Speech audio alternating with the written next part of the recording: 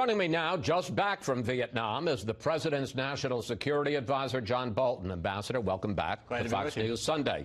Well, following the failed summit in Vietnam, where does diplomacy stand between the U.S. and North Korea? What is President Trump looking for, and what is he willing to give? Well, I don't agree at all that it was a failed summit. I think the obligation of the President of the United States is to defend and advance American national security interest, and I think he did that by rejecting a bad deal and by trying again to persuade Kim Jong-un to take the big deal that really could make a difference for North Korea. As the President said, sometimes you have to walk away, and I think he made a very important point to North Korea and to other countries around the world about negotiating with him. He's not desperate for a deal, not with North Korea, not with anybody, if it's contrary to American national interest. Well, I want to pick up on that, though, because apparently it had become clear in the negotiations over the preceding weeks and then finally days before Hanoi that the North Koreans were asking for a much greater sanctions relief than the President was willing to give. Under those circumstances,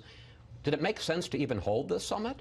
Well, you never know what the North Koreans are actually going to come with or if they're going to adhere to it. And a big part of the problem here in all these discussions where the experts are saying, well, the North Koreans will give up part of their program and the U.S. will release some of the economic sanctions, that has bedeviled prior administrations is the problem of incommensurability, that we're talking about things that don't have common measurements. And what North Korea has done consistently in the past is promise to denuclearize and then, by the way, not do it, to get economic benefits which provide their economy a lifeline, get them out of the trouble they're in, and then allow them to go back to the nuclear program. That kind of mistake is exactly what President Trump said he would not permit in his administration, and he did not do it. You didn't really answer my first question, I'm now realizing, which is where do things stand and what is the President, what does he want and what's he willing to give?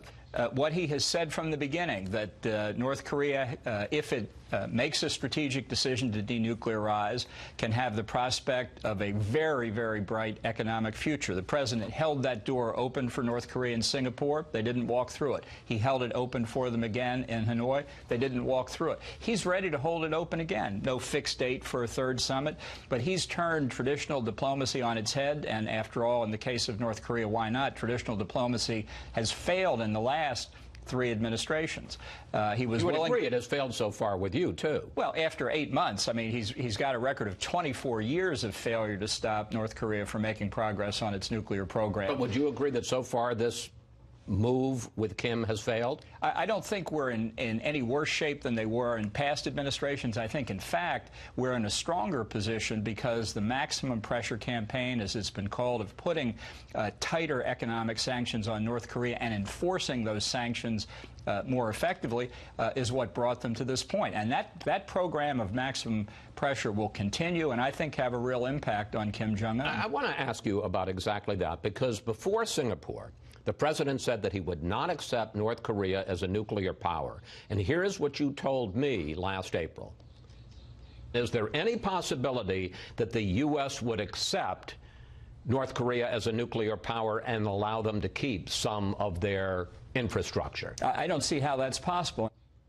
But this week, the President kept saying over and over again, there's no rush for North Korea to give up its nuclear weapons, to give up its missiles. The key is no testing. And according to intelligence reports, U.S. intelligence reports, in the last year, while they have not tested, North Korea has produced enough nuclear fuel for 5 to 7 more nuclear weapons. So I guess the question is, in effect, despite what you said, despite what the President said, aren't you accepting North Korea as a nuclear power? And haven't you, in fact, given a big concession, which is that in return for no testing, you've agreed to cancel major joint exercises with the South Koreans? No, I don't think the President sees it that way at all. The objective of making sure that North Korea denuclearizes is still the policy of the administration. And I think... But then why does it say no rush? that the fact is, at the moment, the leverage is on the side of the United States as the economic sanctions continue to take hold. There's no doubt over a protracted period of time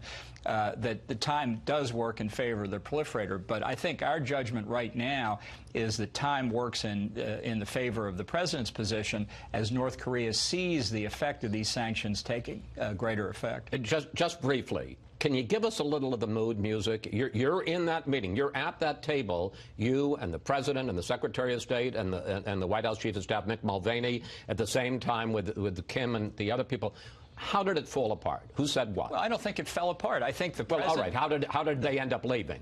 Well, they left on good terms, and I think that was part of what the president wanted. He has But was it, you can look at this picture here. Was it at that meeting? Who said what? Well, there were several meetings, and it would take a long time, but I can tell you this. The president stressed to Kim Jong-un he thought progress had been made. He thought that there were still negotiations that were possible. I would say the North Koreans were very disappointed we didn't buy their bad deal. You know, that's life in the big city. Did Kim say anything? I mean, you remember famously Gorbachev and Reagan, and Gorbachev said, what more could I have said? And Reagan said, you could have said yes on SDI in Iceland.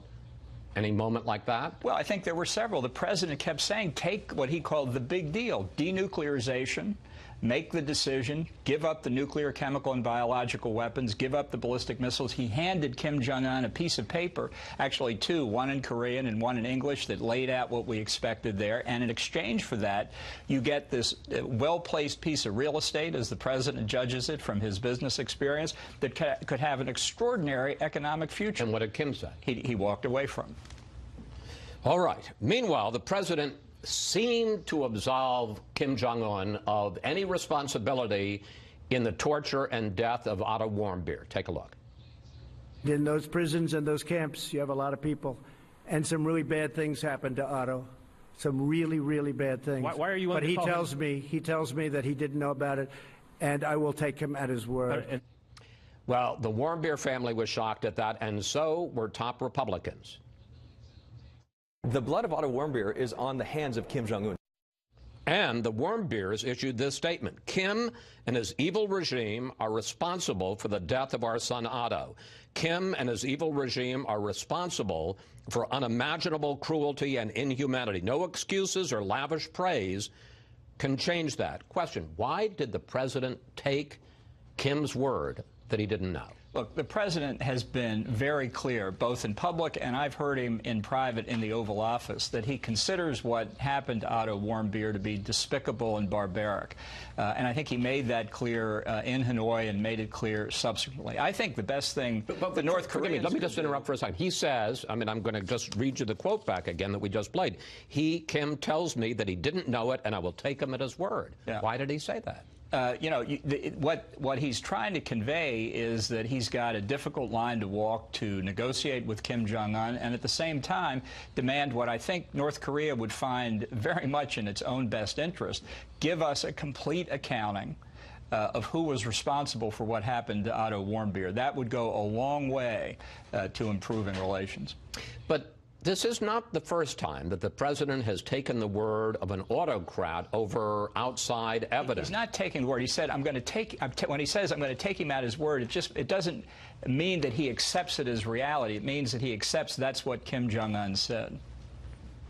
So when he says, "I take him at his word," it doesn't mean that he believes Kim Jong-un? Well, that's what he said. I think one way to prove that is to give the United States a complete accounting. Okay.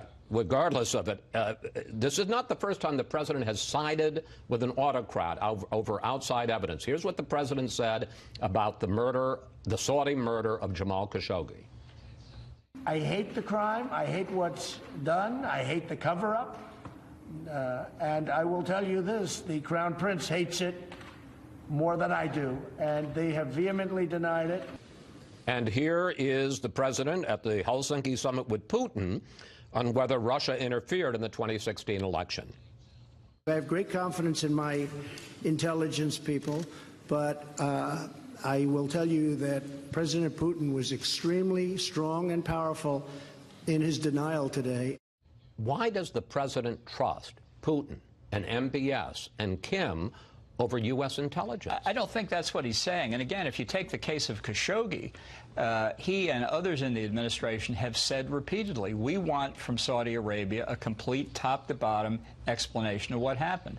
And it's been months and you haven't gotten it, and the Senate has been calling for stricter sanctions, and you guys are opposing it. It certainly would happen in the case of Putin. He specifically said U.S. intelligence says this, but Putin says no. And fundamentally, in the case of all three of those countries, we've got to pursue American national interest. And that involves matters much weightier, much more important than some of these statements by the leaders. Look, foreign leaders who are friends of ours lie to our face as well. This is nothing new in international relations. But forgive me, and you go back to the Reagan years, too, as do I. Ronald Reagan, when he was dealing with Mikhail Gorbachev over the most sensitive issues, continued to call him out on human rights and the abuses in the Soviet gulags. He didn't shy away from confronting Gorbachev with the tough issues. I don't think President Trump has either. Certainly, as you heard, even in the tapes you played, again, on the Khashoggi thing or on Otto Warmbier, he's decried the acts that we're concerned about as barbaric. Okay. There are reports. I got to say, there's a lot of tough stuff to talk to you about today. Two more issues. One, there are reports, none denied so far, that President Trump ordered the White House to give a top-secret security clearance to Jared Kushner over the objections of the White House Chief of Staff, John Kelly, over the White House counsel, Don McGahn, and over the CIA. As National Security Advisor, do you have any concerns about Jared Kushner having access to the nation's top secrets? I don't have any concerns. I deal with Jared all the time on the Middle East peace process and a number of other issues. I trust him. I have no idea what the story is on the security clearance. It's not something that falls within my area of responsibility. But if asked, do I trust Jared Kushner, the answer is yes. You do not think he is a security risk? I do not. Other question on that, though. Will the White House meet a deadline tomorrow to turn over to the House all documents that they're seeking on White House security clearances? Well, you know, I'm involved in that since they have some nonsensical ideas about me, which I'll one day be free to discuss as a private citizen. But as a White House official, all I can say is the White House counsel and the Department of Justice are handling that, and whether I like it or not, I will leave it to them. Meaning what, when you say whether you like it? What they're going to respond to the Congress. Do you know whether they're going to turn over the paper or not? I don't know. I think it's up to them. As I say, if I were a private citizen, I'd have a lot to say about this. Well, you know me too well. It's like you've dangled the piece of meat in front of me. Do you think that Congress doesn't have a right to that information? I think I've been, from my days at the Justice Department, a strong proponent of executive privilege and the ability of the executive branch to function free from unwarranted congressional interference. So if by chance that's the stance that the White House counsel and the Justice Department take, I'll be fine with that as a matter of constitutional law. I'm just saying, if I were unfettered by my official responsibilities, I'd be delighted to take on these allegations about me. Okay, final question. Venezuela. For all the declarations from you and from other top White House officials and the quote is, Maduro must go, the fact is he continues to hold on to power. There was this big face-off last week about humanitarian aid coming in or not. They were able to block it, generally speaking, with some defections. The generals and the military is standing by him. One, what do you do next to try to force him out? And two, if the opposition leader, Juan Guaido, returns to Venezuela in the next day or so and is arrested, what will the U.S. response be? Look, the opposition is very united. I think Maduro made a big mistake by trying to block the aid. And let's be clear, it wasn't so much the regular Venezuelan military that blocked the aid coming across the borders. It was the colectivos, these bands of motorcycle gangs, organized and trained and financed by Cuba. That's really one of the big problems in Venezuela, which in parts of Latin America they call Cubazuela because of the influence of the Cubans that we need to get rid of. And let me just say, with respect to the military, there are countless conversations going on below the surface as to where the military will go. I think Maduro's position is very precarious. We want to see a peaceful transition of power. If Guaido is arrested, what will the U.S. response be? Well, we're gonna watch what happens. I think we've warned Maduro and his henchmen and the Cubans very clearly, but the opposition is united in ways unprecedented over the last 20 years. And if Maduro took that step, I think it would just hasten the day that he leaves. Ambassador Bolton, thank you. Thanks for answering all our questions. Always good to talk with you, sir. Glad to be with you.